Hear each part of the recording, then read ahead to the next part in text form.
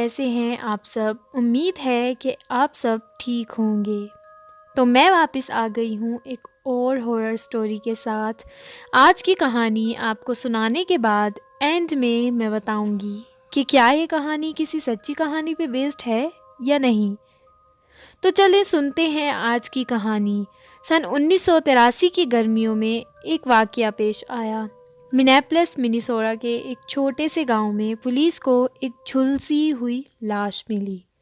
لاش گھر کے کچن کے اوون سے برآمد ہوئی تھی۔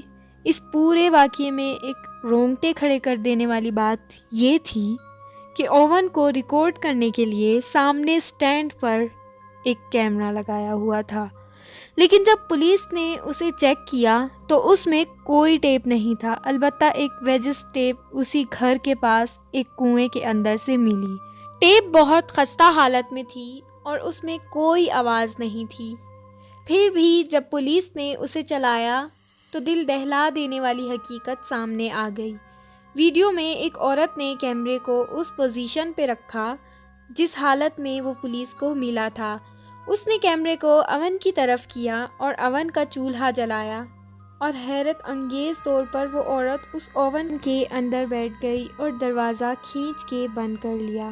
تقریباً 8 منٹ بعد وہ اوون زور زور سے ہلنے لگا اور اس میں سے کالا دھواں نکلتا دکھائی دیا۔ پھر پونا گھنٹہ وہ اوون ہلتے ہلتے رک گیا اور کچن دھوئیں سے بھر گیا۔ کیمرہ تب تک چلتا رہا جب تک اس کی بیٹری ختم نہیں ہو گئی۔ مقامی پولیس نے عوام کو خوف و ہراس سے بچانے کے لیے اس کیمرے کی فوٹیج کو عوام تک نہیں پہنچنے دیا، بلکہ یہ بات بھی چھپا لی کہ کوئی ٹیپ بھی ملا تھا۔ پولیس اس بات کو بھی پتہ لگانے میں ناکام تھی کہ یہ ٹیپ کنویں میں کیسے پھینکا اور کس نے پھینکا۔ تو آپ کا کیا خیال ہے کہ یہ کہانی صرف ایک ڈراؤنی کہانی ہے یا واقعی حقیقت میں ایسا کوئی واقعہ پیش آیا ہوگا؟ اگر آپ کریپی پاسٹا پر جا کر کمنٹس پڑھیں تو لگے گا کہ نہیں، یہ صرف ایک سنسنی خیز افسانہ تھا، مگر آپ کو جان کر حیرانی ہوگی کہ اوون میں لاش کی کہانی دراصل فن لینڈ کی عورت پر مبنی ہے، ہلکا سیرینن۔ 1927 میں فن لینڈ میں پیدا ہوئی ہلکا کا قتل 1960 میں دسمبر کے مہینے میں ہوا، اور یہ فن لینڈ کا ایک مشہور واقعہ ہے۔ آفیشیل رپورٹس کے مطابق قاتل آج تک فرار ہے۔ ہلکا سیرینن کا قتل 33 سال کی عمر میں ہوا۔ اسے آخری بار قتل سے کچھ دن قبل ہی دیکھا گیا تھا۔ وہ اپنے شوہر پونٹی فرانس سیرینن کے ساتھ اپنے آبائی گھر میں رہتی تھی۔ یہ ایک پرانا لکڑی کا مکان تھا۔ ان میاں بیوی کے 5 بچے تھے، لیکن اسٹیٹ نے بچوں کو فوسٹرز ہوم میں ڈال دیا تھا کیونکہ ان کا باپ پونٹی ایک نہایت ہی پرتشدد ابیوزڈ انسان تھا۔ اس کا غصہ بچوں کے لیے نہایت خطرناک تھا۔ گاؤں والے اور بچوں کے مطابق پونٹی اکثر شراب کے نشے میں بیوی پر ہاتھ اٹھاتا۔ وہ ایک نہایت ہی شکی اور وہمی آدمی تھا اور اپنی بیوی کو دھمکاتا تھا کہ وہ اسے اس طرح مار ڈالے گا کہ کسی کو کانوں کان خبر تک نہیں ہوگی۔ ہلکا کا سب سے بڑا بیٹا اپنے والدین سے کرسمس کی چھٹیوں میں ملنے آنا چاہتا تھا، پر وہ اپنے دوست کے ساتھ کرسمس کی چھٹیوں سے ایک دن پہلے ہی گھر پہنچ گیا۔ دروازہ کھلا تھا تو دونوں گھر کے اندر داخل ہو گئے۔ صحن تک گئے تو دیکھا پونٹی کچن سے نکل کر آ رہا ہے۔ تعجب کی بات یہ تھی کہ پونٹی کچن سے نکلنے کے بعد کچن کے دروازے کو لاک کر رہا تھا۔ پونٹی اپنے بیٹے اور کچن کے دروازے کے بیچ کھڑا ہو گیا اور اس نے اسے ایک دن پہلے آنے کی وجہ پوچھی۔ بیٹے نے جب ماں کے بارے میں پوچھا تو پونٹی نے یہ کہا کہ میں تو سو رہا تھا، تب وہ گھر سے باہر کہیں چلی گئی ہوگی۔ ہلکا اکثر ایک گھر میں کام کرنے جاتی تھی۔ بیٹے نے مشورہ دیا کہ ماں کو کیا باہر ڈھونڈنے جائیں، پر پونٹی نے بہانہ بنا دیا کہ اب تو وہ وہاں جاتی ہی نہیں۔ اندھیرا ہونے پر بیٹا اور اس کا دوست بستر اور کمبل لینے کچن کے پیچھے بڑے کمرے میں گئے تو دیکھا کہ کچن کا دروازہ کھلا ہوا ہے۔ انہوں نے پونٹی سے پوچھا کہ کچن میں لائٹ کیوں نہیں جل رہی، تو اس نے جواب دیا کہ بلب ٹوٹ گیا ہے۔ دونوں لڑکے کچن سے گزر کر بڑے کمرے تک گئے۔ صحن اور کمرے کی ہلکی سی لائٹ کی روشنی کچن میں پڑ رہی تھی۔ بیٹے کو سب سے عجیب بات یہ لگی کہ کچن کے اوون پر جو بہت سارا ٹوٹا سامان رکھا ہوا تھا وہ سب زمین پہ گرا ہوا تھا۔ وہ اوون کئی سال سے اس طرح نہیں ہوا تھا۔ بیٹے کے دریافت کرنے پر پنٹی نے کہا کہ وہ اوون کی صفائی کر رہا ہے، اسی لیے سامان زمین پر رکھا ہے۔ لیکن اندھیرے میں کون صفائی کرتا ہے؟ بیٹے کی نظر پنٹی کی انگلیوں پہ پڑی تو اس نے دیکھا کہ اس کی انگلیاں تھوڑی تھوڑی زخمی بھی تھیں۔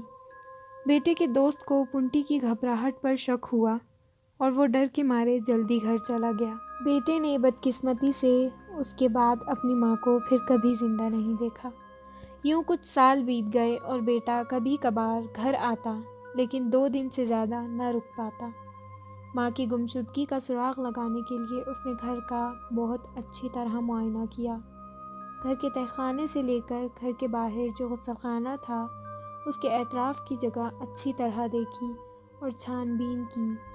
گھر کے باہر جو ہیئر کٹ پڑا ہوا تھا اب وہ بھی موجود نہیں تھا۔ ہلکا کے بیٹے نے لکڑی کے فرش کے تختوں سے لے کر ایڈک تک کا جائزہ لیا کہ شاید کوئی سراغ مل جائے، مگر مایوسی کے سوا اس کو کچھ حاصل نہیں ہوا۔ وقت گزرنے کے ساتھ ساتھ اس کو یقین ہو گیا کہ اس کی ماں اب اس دنیا میں نہیں رہی۔ پھر آخر کار 1966 میں بیٹے نے پولیس کو ایک خط لکھا: مجھے شک ہے کہ میرے والد میری ماں کی گمشدگی کے بارے میں کچھ نہ کچھ چھپا رہے ہیں۔ انہوں نے اوون کے ایک ایک پرزے کی کھول کر صفائی کی، پھر پورا اوون جوڑ کر دوبارہ بند کر دیا، لیکن اس سے پہلے 7-8 سالوں سے اوون کبھی استعمال نہیں ہوا ہے۔ اور جب میں چھٹیوں پہ آیا تو میرے والد اوون کی اندھیرے میں صفائی کر رہے تھے۔ میرے خیال میں اوون کو توڑ کر اس کا اچھی طرح معائنہ کیا جائے۔ میرے ظالم والد کچھ بھی کر سکتے ہیں۔ افسوس اس لڑکے کے خط کو پولیس نے رد کر دیا۔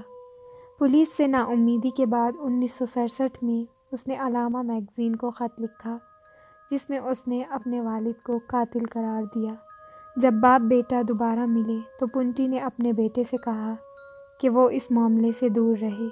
حیرت انگیز طور پر ہلکا کی گمشدگی کو 12 سال بیت گئے۔ 1972 میں پولیس نے تحقیق کے طور پر کئی پرانے کیس کھولے جس میں ہلکا کا کیس بھی تھا۔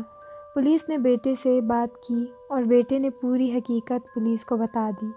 27 نومبر 1972 میں پولیس وارنٹ کے ساتھ پنٹی کے گھر میں داخل ہو گئی۔ پنٹی کو فوری طور پر تفتیش کے لیے پولیس اسٹیشن لے جایا گیا۔ اوون کھولنے پر پتہ چلا کہ اوون ریت سے بھرا ہوا تھا۔ جب ریت کھودی گئی تو 1 میٹر کی گہرائی پر کسی کا مردہ سر نظر آیا۔ تھوڑی اور کھودنے پر ایک پاؤں ملا۔ آخر کار اوون سے الگ الگ حصوں میں پوری کی پوری لاش برآمد ہو گئی۔ ہلکا کے بیٹے نے اس لاش کی شناخت کی اور بتا دیا کہ وہ اس کی ماں ہلکا ہی ہے۔ سارے ثبوت کے باوجود پنٹی کو سزا نہیں ہوئی۔ ہلکا کی گمشدگی کو اتنے سال گزر گئے تھے کہ پنٹی کو قاتل قرار دینا مشکل تھا۔ عدالت نے یہ فیصلہ سنایا کہ پنٹی نے اپنی بیوی کو جان بوجھ کر قتل نہیں کیا اور اسے صرف 8 سال کی قید کی سزا سنائی، لیکن سپریم کورٹ نے اس فیصلے کو 1 ہی سال میں رد کر دیا اور اس نتیجے پر پہنچی کہ قتل کی وجہ معلوم نہیں ہو سکی۔ پنٹی اپنے اسی خالی گھر میں واپس جا کر رہنے لگا۔ پھر 1986 میں 1 اگست کو اس کا وہیں اکیلے انتقال ہو گیا۔ پراسرار طور پر آج تک یہ ثابت نہیں ہو سکا کہ کیا پنٹی نے واقعی ہلکا کا قتل کیا تھا یا پھر ہلکا نے کریپی پیسٹا کی کہانی کی طرح پنٹی کے ظلم سے تنگ آ کر خودکشی کر لی تھی۔ شاید وہ راز ہمیشہ راز ہی رہے گا۔ پر آپ سب کا یہ کہانی سننے کے بعد کیا خیال ہے؟ کیا پنٹی نے ہی ہلکا کا قتل کیا ہوگا؟ مجھے کمنٹس میں ضرور بتائیں۔ آئی ہوپ یہ کہانی آپ کو پسند آئی ہوگی۔ پھر ملتی ہوں آپ سے ایک اور ہارر سٹوری کے ساتھ۔ Until then bye.